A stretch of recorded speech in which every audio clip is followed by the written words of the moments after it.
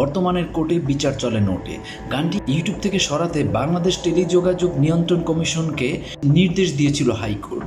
8 জুলাই এক বিরাট আবেদনের শুনানি শেষে হাইকোর্টের একটি ডিভিশন বেঞ্চে এই আদেশ দেন। আরিফুর রহমান মুরাদ নামের এক ব্যক্তির করা রিটে শুনানি নিয়ে আদালত এই আদেশ দিয়েছেন। বর্তমানের কোর্টে বিচার চলে নোটে।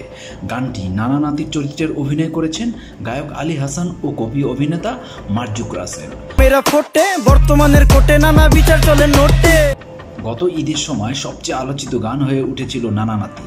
ঈদের একমাত্র ভাইরাল প্রযোজনা বললেও ভুল হবে না, কারণ নানা ও নাতি চরিত্র দুটির ভেতর দিয়ে অনেক না বলা কথা বলেছেন লেখক ও গায়ক আলী হাসান। এতে সহশিল্পী হিসেবে নানার ভূমিকায় দেখা গেছে আরেক আলোচিত কবি ও অভিনেতা মারজুক রাসেলকে। সেই গানটির জন্য এর আগে লিগ্যাল নোটিশ দেওয়া হয় লেখক আলী হাসানকে, কারণ তিনি গানের একটি লাইন বলেছেন বর্তমানের কোর্টে বিচার চলে নোটে। বর্তমানের কোর্টে নানা বিচার চলে নোটে।